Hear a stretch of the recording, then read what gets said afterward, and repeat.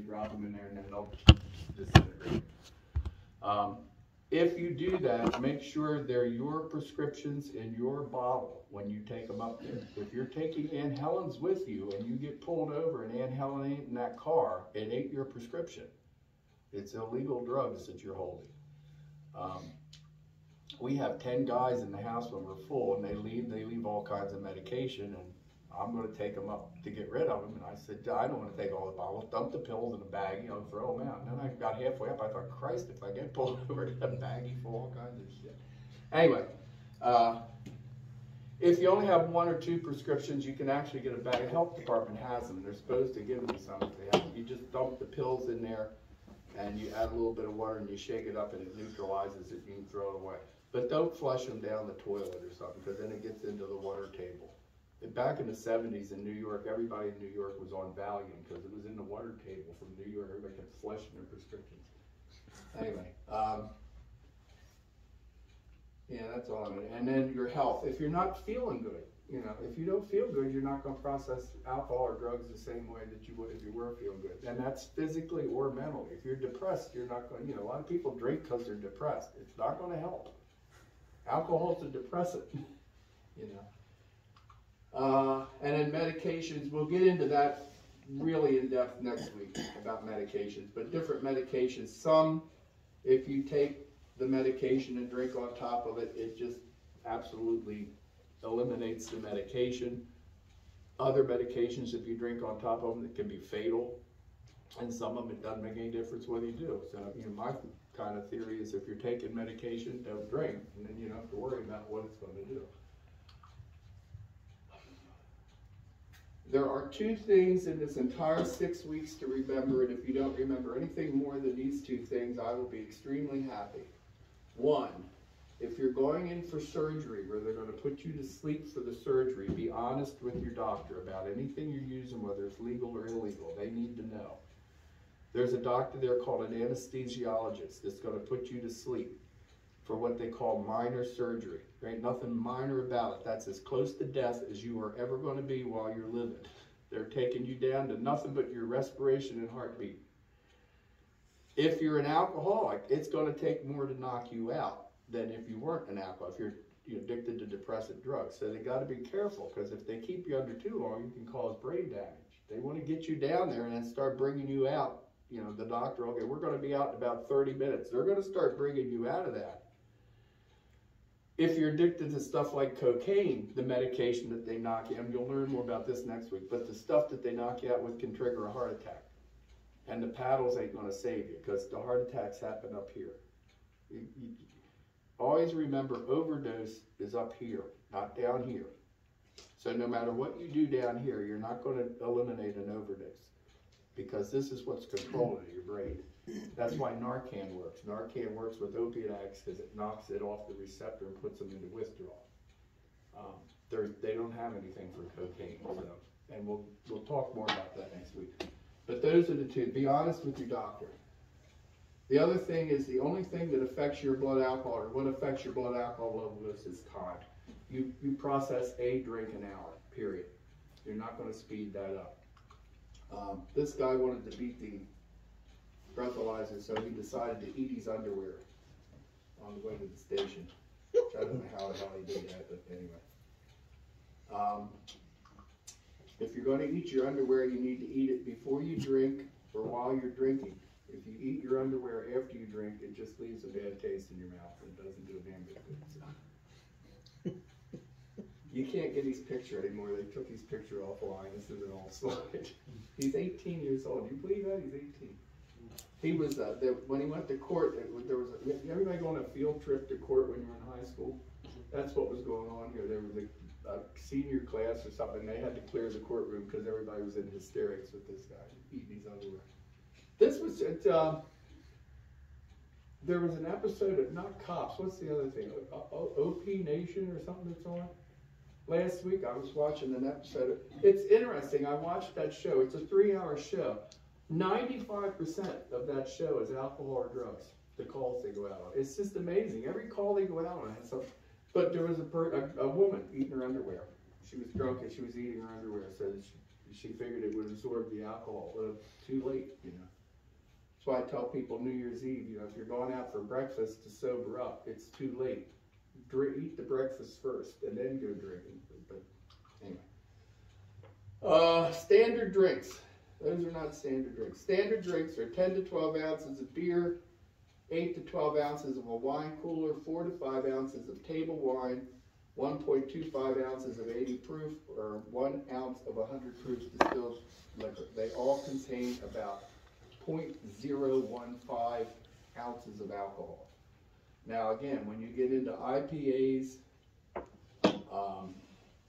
those fine domestic table wines like MD 2020 and Thunderbird and Boone's Farm, if your wine has an aluminum cap, it's probably never seen a grape.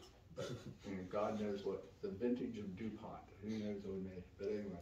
But they're fortified wines, so you can't, you have to know, if you're going to use these scales and stuff, you really need to know what the alcohol content is you're drinking and how much you're drinking, or you can't figure the scales out. They don't work. So again, alcohol is absorbed, it's not digested. You breathe out about 5% of it. That's what they're reading with the breathalyzer. You sweat out about 2%. If you don't believe that, come down here on a summer day when we're hauling somebody to detox and it just comes out of their pores. But most of it gets oxidized by your liver down here. 90 to 95% of it gets oxidized by the liver. The liver is the second largest organ in your body. Does anybody know what the largest organ is? Skin. Skin, yeah.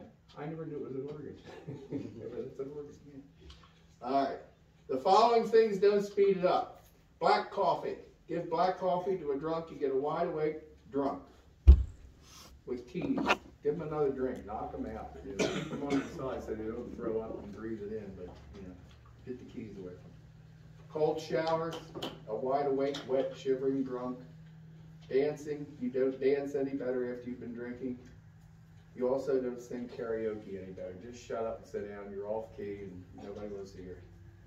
You just don't give a damn how you dance after you've been drinking, but you don't dance any better.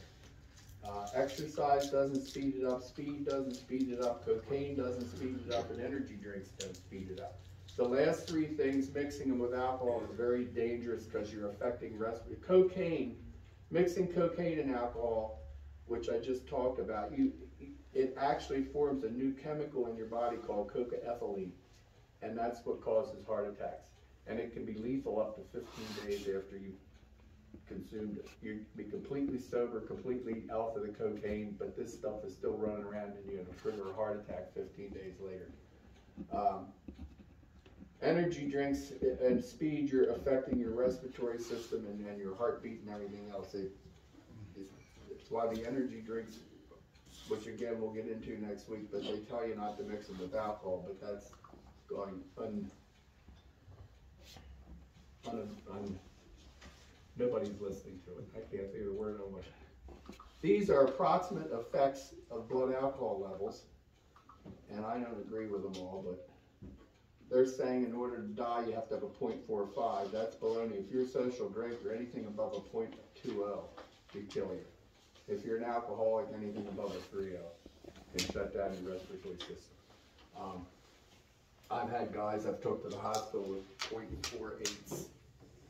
1 month, it took him with a 4.6, 4.7, and a 4.8, 3 times in the emergency room. He would just turn vodka up and drink a whole quart straight down. He was a jockey. And I'd take him to the hospital and tell him, you know, he's suicidal. No, he's just drunk. I said, that's not alcoholic drinking, that's suicidal behavior. If he swallowed a bottle of Valium, you'd have him on the 4th floor, it's suicide. But he drinks a quart of vodka straight down, another turns the bottle down. Oh, he's just a drunk.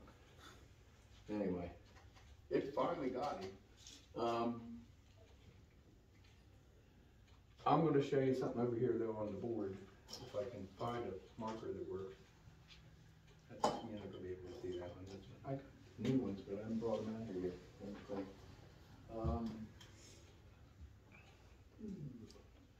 Everybody has what's called a midbrain.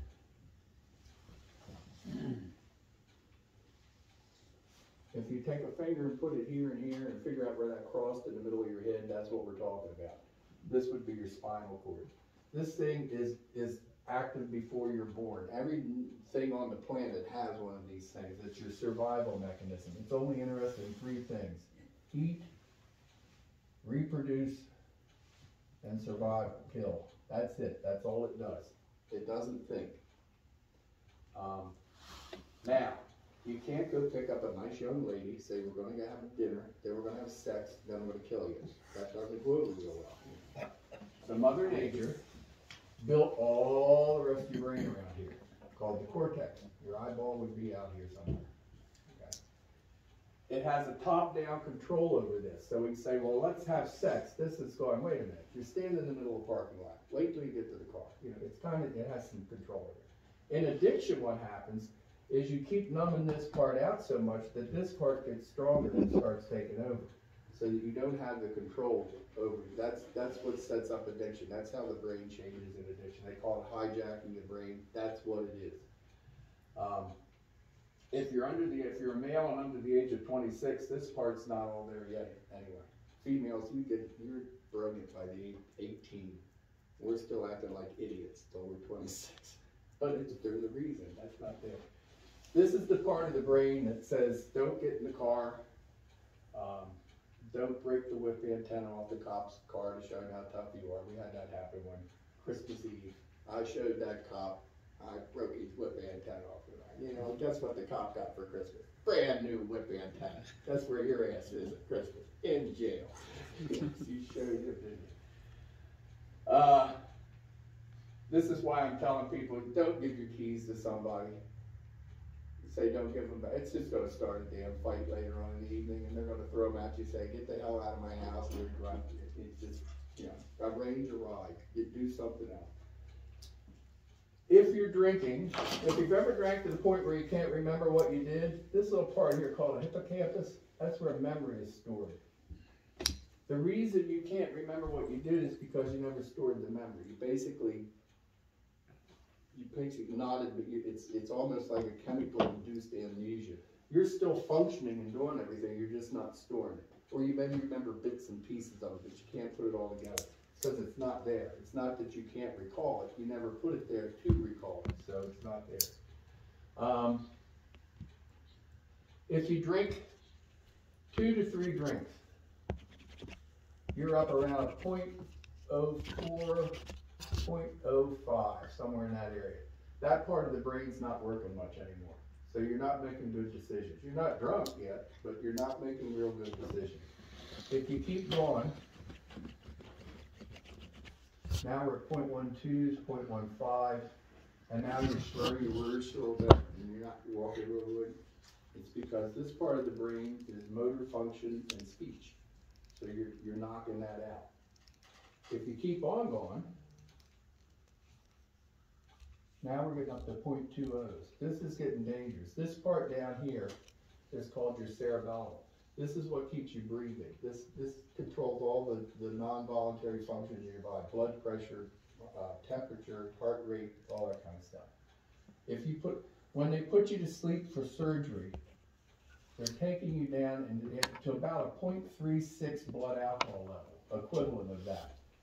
We can't do it with alcohol because if we put you lower than that, we overdose you. Alcohol's not. They used to use it for surgery. People tended to wake up as they were amputating a leg or something. It didn't work. You remember getting you might Gunsmoke? Remember Gunsmoke? Yeah. Doc would give you the shot and bite on the bullet, and then he'd dig something out. It just wasn't real good. Anybody remember Gunsmoke? I used to watch my grandfather. Yeah. The college has a theater called the Milburn Stone Theater. That was Doc on Gunsmoke. That's who built the theater for you down there. Anyway, but that's what they're doing. They're taking you down to the equivalent of about a 0.36. I've had people driving with 0.54s. So that's why I'm saying if you're an alcoholic, that ain't gonna put you to sleep. You know, they got to adjust stuff. To keep you from overdosing, Mother Nature put this little part of your brain in. That little part of your brain is called throw up. That's your little throw up part. When the brain starts to get toxic, it will signal the rest of your body that we've got to offload some of this stuff. Just hope to God the window's open on the side of your car and that you ate SpaghettiOs with no meatballs, because it's gonna come through your nose and everything else. I don't know where you were with your blood alcohol level. Mine was 0.24, right there. Which means, if I can find my other little thing, let me put it. They keep hiding all my stuff. Here it is.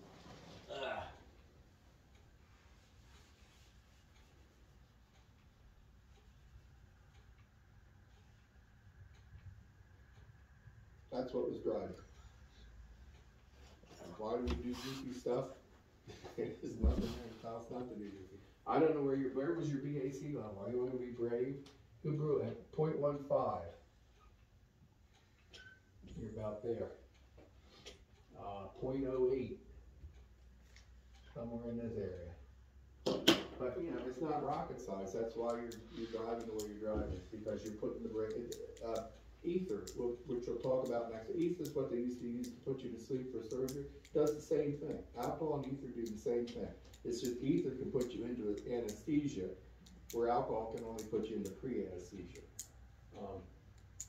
But that's it. Any questions on that? Get rid of the throw it. Okay. Alrighty. I don't know what else. What's? Oh, here you go. If you want to figure out what your blood alcohol level was, it's 150 divided by your body weight times the percent of alcohol divided by 50 times the ounces consumed times 0.025. So if you had a 175-pound man who had 4 12-ounce cans of beer that were 4% alcohol, it would be 150 divided by 175 times 4 divided by 50 times 48 times 0.025. Or 0.86 times 0.08 times 48 times 0.025, had a 0.08 blood alcohol level. Mine's easier. You had 4 beers. 2 times 4 is 8. Works. It'll work the same way. I just don't advise, and again, I don't advise, there's nothing wrong with drinking. If you want to drink and get completely wasted every time you do it, that's your business. When you get in a car, it's not. Then it becomes everybody's business. We have I started a real little argument at the last drug council meeting. They're into harm reduction, where they're putting all the needles and the works in the bags and sending it out into the neighborhoods so that everybody has clean works. And I said, why aren't we putting taxi vouchers in the bar on New Year's Eve for harm reduction? Well, what do you mean? I said, well, if this guy shoots up and overdoses, he's going to kill himself. If he gets drunk at the bar, he could kill a family of 5. Why don't we have taxi vouchers in there for harm? Well, that's different. Well, what's different about it? You know, and then I did it on purpose because I knew it was going to get a damn argument going, and it did. So, but it makes sense to me. You know, get a cab. You know, I know they're expensive. What's your DUI costing you? Cab's a little cheaper, if you can get them at that hour. There are New Year's Eve and holidays like that. They do have some Uber things and things going later in the evening. I have a gentleman right now who he was in his car because we talked about this last week. He got in the car. He knew he shouldn't have been driving. Got in the car and started it because it was cold, and was waiting on his ride to get there when the cop pulled up. And they charged him with a DUI. It's going to depend on which judge he gets. The one judge, she's going to ask the officer, did that car move 1 inch? And if the answer is no, she's going to drop the charge. I can tell you that, because she said, to me, that's somebody being responsible, and I'm not going to charge him with a DUI. But that's one judge. The other one's going to nail him if he gets it. Well, they'll get him out of that courtroom. Because the attorney said, I think we can win the case, and I think that's why, because he's hoping he gets that judge. And if he doesn't, he's going to move it. And I agree with it, you know. If you come out and you know you're too damn drunk to drive and it's cold, you're going to sit in your car. But if you're on your phone calling Uber or a taxi cab or another ride, and you haven't moved that car, then to me that's being responsible, and they shouldn't charge you for a DUI. But that's the way the law is written. Any questions on blood alcohol levels? I promise that's it. I will not talk about blood alcohol levels anymore. But the film will.